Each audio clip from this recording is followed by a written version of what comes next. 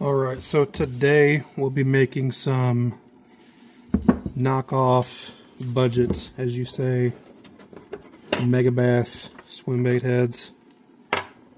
Poured a couple just to get everything up to temp. Mold is hot, lead's hot, torch is lit. Let's get to making some baits. Alright, so this is the Doit molds swim bait head. Model number right there for y'all. Calls for a 90-degree bend, straight shank, which I'll be pouring some 4/0, 1/4 ounce. There's the style, Mustad 32-746. And then their wire keeper, Whiskey Delta Bravo 1000. And here's the keeper. It's actually really good, real good keeper. Double lock on there, holds the baits on tight. But yeah, water's starting to warm up here. One thing I've really been able to get them to eat on are these little bitty swim baits. So after a recent trip, just down to a couple of them. So we're going to pour some more, and I'm going to show you all how I do it. Alright, so starting off, we're going to make some room here. Going to grab our hook, lay it in there. Pretty simple. Mold is really hot. Then our keeper. And what's nice is you see the little I don't know, cut out for the cavity there. It's pretty hard to get this wrong, to be honest with you, but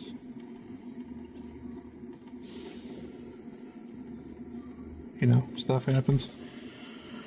Alright, so next I like to take my torch or lit and heat up the shank of the hook and the keeper. So right here you'll see it get red hot in a minute.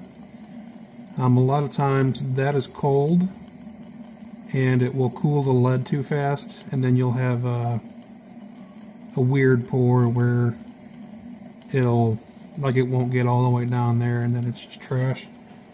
But by doing this, I don't really have many issues. We're going to get it nice and hot.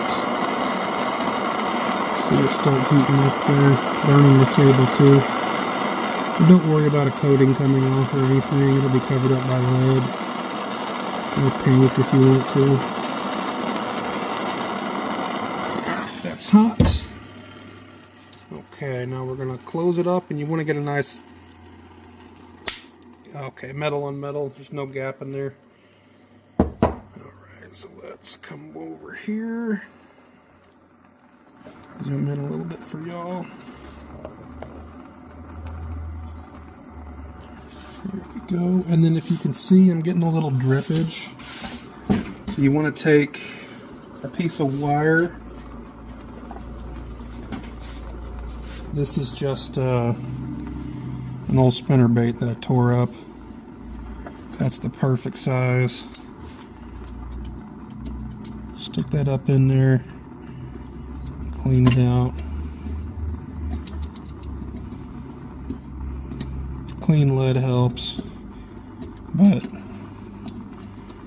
you know, nothing's ever perfect. Okay, so that's done. Alright, let's hope everything's still warm in there. And then we're just going to shoot. Boom.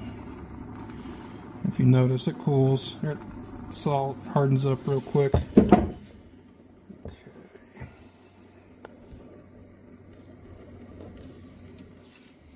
Back to the table here. Open her up. And there we go.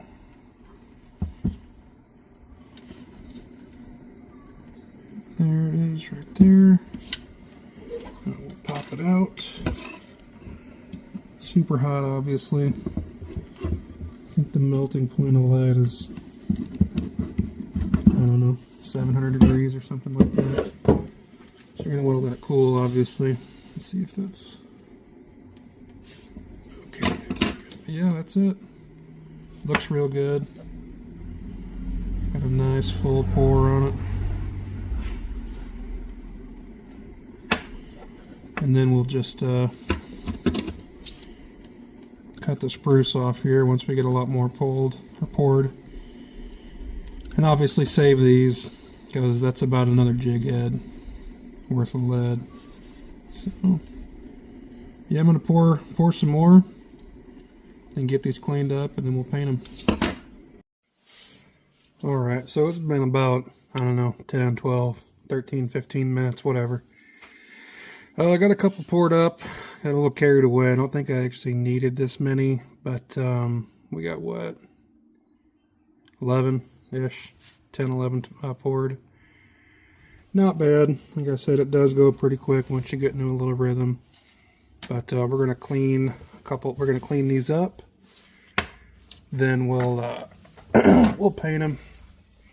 So what you're gonna want? I got these from Harbor Freight. It's a cheap little set. I don't know. I've heard people call them gate cutters. I don't know what they are.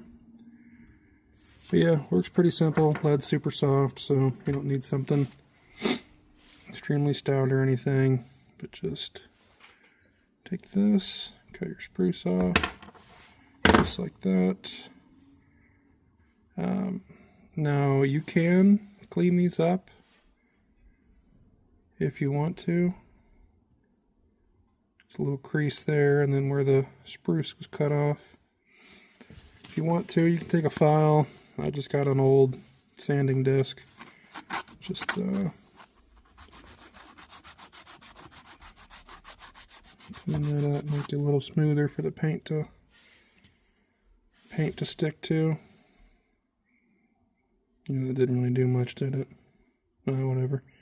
You can if you want. I don't do this commercially or anything. Some people like super tidy stuff. But, you know, at the end of the day, it's for a stupid fish. Just for a dumbass fish to eat. I don't think they'll be too worried about any kind of blemish or anything on it. But yeah, so basically, once you get all those off, I'll just do a couple here, show you. Cut that.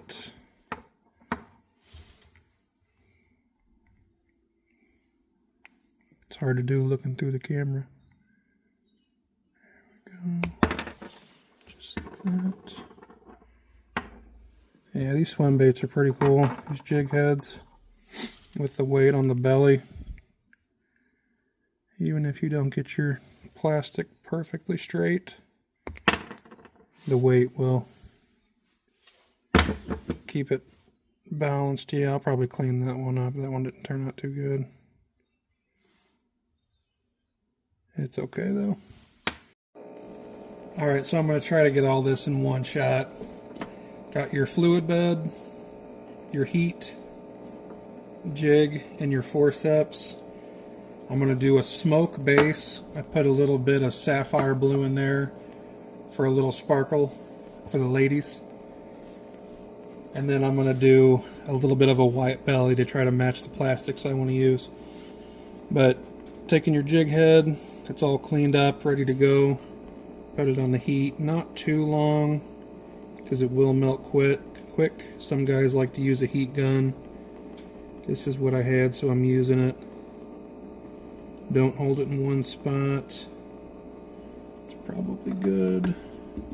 In and out real quick. You got just a little bit of smoke coming off of there, which is perfect. It's smooth. It's not. Doesn't look grainy or anything. Yeah, you can see how smooth the paint is. So I'm going to hit it on the heat just one more time for the white. on the belly real quick, and then you take your wife's makeup brush with some white paint on there, and you just sprinkle it on the belly. Little goes a long way. Then we are, whoops, turned it up a little bit. Back on the heat, just real quick, so that white paint looks wet.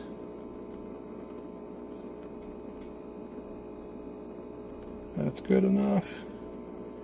It's still going to be baked in the oven. Whoops, onto the drying rack it goes, and then we'll bake it. Alright, so we're done out in the garage. Here's the finished product. Got the paint on it, baked, so it'll be a little tougher. Yeah, last thing to do is just throw some eyes on it. I don't know what size of eye. That might be a little big.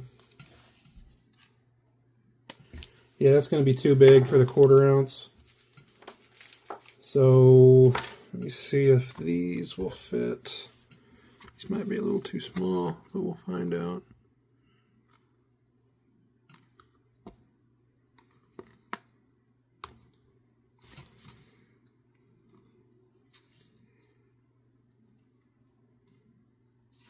There we go. All right, let's see if I can do this through the camera.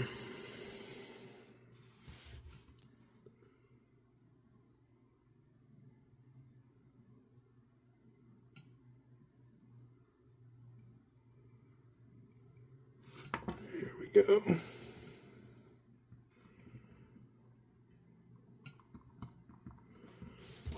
There's that side.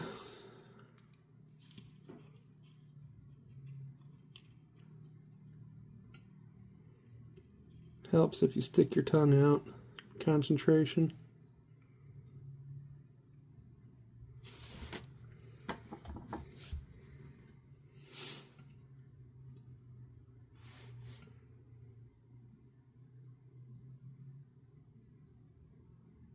There we go. Make sure it's on there good and tight. Alright, that's it. Mega bass on a mega budget. Yeah, I think these are, I don't know, $6 at Tackle Warehouse. I don't know, just a guess off the top of my head. Probably cost me $1 to make this. I mean, minus the mold. I think the mold itself was like 40 or 50 bucks. But realistically, I think I got 10 or 11 of them here, so it pays for itself after a single batch.